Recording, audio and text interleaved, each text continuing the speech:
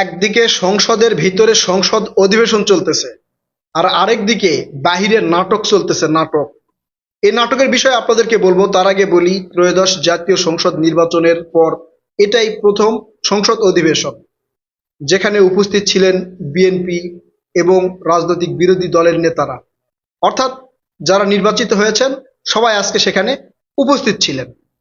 সংসদ অধিবেশন শুরু হয়েছে। সভাপতিত্ব করেছেন বিএনপির এমপি খন্দকার মোশাররফ হোসেন। স্পিকার নিয়োজিত হয়েছেন বিএনপির মেজর অবসরপ্রাপ্ত হাফিজ আহমেদ। ডেপুটি স্পিকার হয়েছেন বিএনপির আরেকজন এমপি কায়সার কামাল। এখন এই ডেপুটি স্পিকার নিয়ে নানা ধরনের কথা হয়েছিল, আগেও আজকেও হয়েছে। ডেপুটি স্পিকার বিরোধী দল থেকে নেওয়ার কথা ছিল, কিন্তু বিরোধী দল কারো নাম মেনশন করে দেয় নাই, বিধায় বিএনপির ভিতর থেকে স্পিকার এবং ডেপুটি স্পিকার দুটাই করা হয়েছে। স্পিকারকে শপথ পড়িয়েছেন মহামান্য রাষ্ট্রপতি শাহাবুদ্দিন চুপ্পু স্যার। এরপরে অধিবেশন শুরু হলো। অধিবেশনে উপস্থিত ছিলেন অন্তর্বর্তীকালীন সরকারের প্রধান ডক্টর মোহাম্মদ ইউনূস, আমাদের প্রধানমন্ত্রী তারেক রহমান স্যারের পরিবার এবং তার মেয়েও ছিলেন জাইমা রহমান।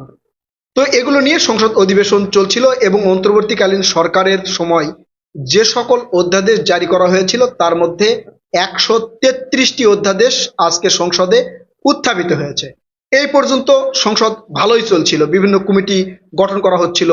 সংসদের সংসদীয় মণ্ডলীর সদস্যদের মধ্যে 4 জন বিএনপির এমপি এবং 1 জন জামাতের এমপি হয়েছেন, মানে ওই কমিটিতে।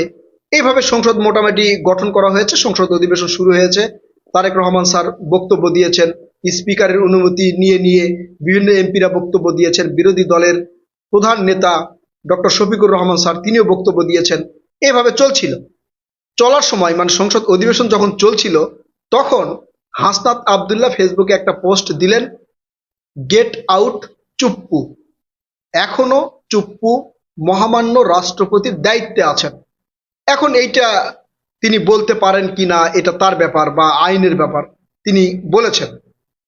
এরপরে সংসদ অধিবেশনের নানা ধরনের কার্যক্রম চলতেছে, সবাই কথা বলছে। জুলাই আগস্ট আন্দোলনকে সবাই সমর্থন করছেন এবং যারা জুলাই শহীদ হয়েছেন বা আহত হয়েছেন তাদেরকে কৃতজ্ঞতা জ্ঞাপন করছেন। এই নিয়ে সংসদ অধিবেশন চলছে। সংসদের ভিতরে যেটা চলার কথা সেটা চলছে। এরপরে রাষ্ট্রপতি শাহাবুদ্দিন চুপ্পু স্যার যখন ভাষণ দিতে আসলেন তখন শুরু হলো সংসদে হট্টগোল। বিরোধী দলীয় নেতা যারা ছিলেন, যেমন জামাতের এমপিরা এবং এনসিপির এমপিরা, আবার অন্যান্য কয়েকজনকে দেখলাম, ব্যাপক হট্টগোল শুরু করেছে, অর্থাৎ রাষ্ট্রপতির ভাষণ তারা শুনবেন না। এখন প্রশ্ন হলো, আপনারা রাষ্ট্রপতির ভাষণ শুনবেন না, আমি রাষ্ট্রপতিকে সাপোর্ট করে কথা বলছি না, ভালো কথা, কিন্তু রাষ্ট্রপতি যখন এই যে স্পিকার মাননীয় স্পিকারকে শপথ পড়ালেন, ডেপুটি স্পিকারকে শপথ পড়ালেন, তখন তো আপনারা হট্টগোল করলেন না। এখন এই রাষ্ট্রপতি শাহাবুদ্দিন চুপ্পু স্যার যখন ভাষণ দিতে গেলেন তখনই আপনারা হট্টগোল শুরু করলেন। অর্থাৎ প্রথম সংসদ অধিবেশন শেষ হলো হট্টগোলের মাধ্যমে। আমরা চেয়েছিলাম শান্তিপূর্ণ একটা সংসদ অধিবেশন হবে, এটা হোক। যদি আপনাদের প্রস্তাবনা থাকে বিরোধী দল হিসেবে, আপনারা সরকারকে প্রস্তাব দিতে পারেন, মহামান্য রাষ্ট্রপতি তাকে অপসারণের জন্য আপনারা প্রস্তাব দিতে পারেন। কিন্তু প্রথম দিনেই সংসদে হট্টগোল, এটা কতটা জনগণ সাপোর্ট করবে বা সমর্থন করবে আমি জানি না। কিন্তু আমি চাচ্ছিলাম যে শান্তিপূর্ণভাবে অন্তত আজকের সংসদ অধিবেশনটা শেষ হোক, যেহেতু প্রথম সংসদ অধিবেশন। এরপর তো অনেক সংসদ অধিবেশন হবে, তখন আপনারা বিভিন্ন ধরনের কথাবার্তা বলতে পারতেন। যাই হোক, এটা নিয়ে সংসদের ভিতরে এই ধরনের হট্টগোল শুরু হলো। এর মধ্যে হঠাৎ করে এই যে বিএনপির স্থায়ী কমিটির সদস্য মির্জা আব্বাস স্যার, তিনি হঠাৎ করেই অসুস্থ হলেন এবং সেখান থেকে তাকে হাসপাতালে নেওয়া হয়েছে, এভার কেয়ার হাসপাতালে, যে হাসপাতালে বেশিরভাগ রুগী গেলে ফিরে আসে না, সেই হাসপাতালে তাকে নেওয়া হয়েছে। আল্লাহ তাআলা তাকে সুস্থতা দান করুক, এই দোয়াই করি। এরপরে সংসদের ভিতরে এই কার্যক্রমগুলো চলতেছে।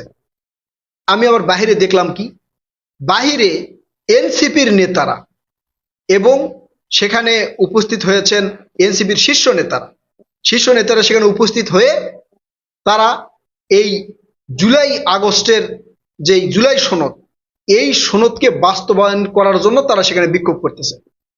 জুলাই সনদ বাস্তবায়ন হবে কি না সেটা তো সংসদে সেটা নিয়ে কথাবার্তা হচ্ছে। না হলে তো আপনাদের পক্ষের এমপিরা আছে, তারা কথা বলবে। আপনারা বাহিরে কেন আজকে এটা নিয়ে বিক্ষোভ করলেন? আর আপনারা যখন বাহিরে বিক্ষোভ করতেছেন, তখন সেই বিক্ষোভের কথা কি সঙ্গে সঙ্গে ভিতরে যাচ্ছে? কোনোভাবে সম্ভব? তারেক রহমান স্যার বা বিরোধী নেতারা যারা আছে সেখানে কি তারা ওই মোবাইল দেখতেছে যে আপনারা বিক্ষোভ করতেছেন সেটা ভিতরে দেখা যাচ্ছে? দেখা যাচ্ছে না। তাহলে আপনারা বাইরে বিক্ষোভ করে এটা কি জানানোর চেষ্টা করলেন?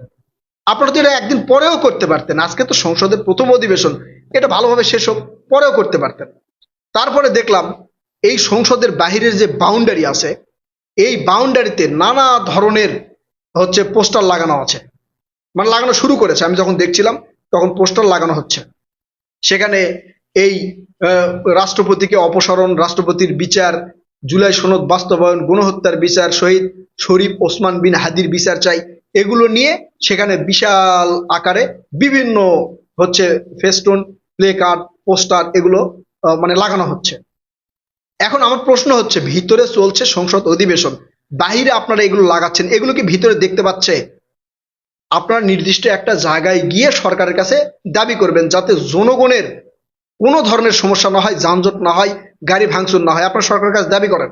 সরকার যদি না মানে তখন সেটা পরবর্তীতে দেখা যাবে। অন্তর্বর্তীকালীন সরকারের সময় যে সকল অধ্যাদেশ জারি করা হয়েছে তার 133টি অধ্যাদেশ আজকে কিন্তু উপস্থাপন হয়েছে। এগুলো আস্তে আস্তে বাস্তবায়ন হবে। জুলাই সনদ বাস্তবায়ন হবে না এই কথা তো সরকার বলে নাই রে ভাই।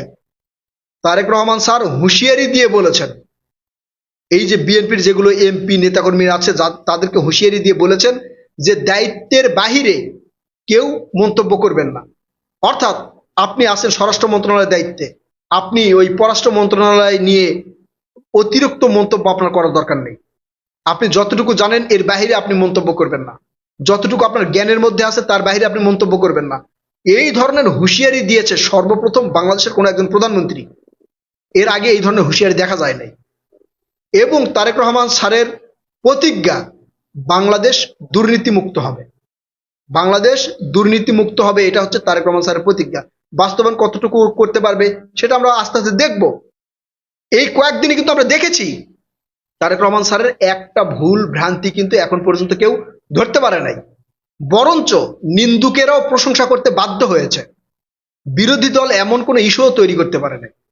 তাহলে আজকে একটা মহান দিন বাংলাদেশের, এই যে 16-17 বছর ধরে একতরফা সংসদ চলেছে, একতরফা সংসদ চলেছে, জুলাই আগস্টে আমার ভাই, আপনার মা বোন, আমার মা বোন রাস্তায় নেমে এসে জীবন দিয়ে এই সংসদ প্রতিষ্ঠিত করলো।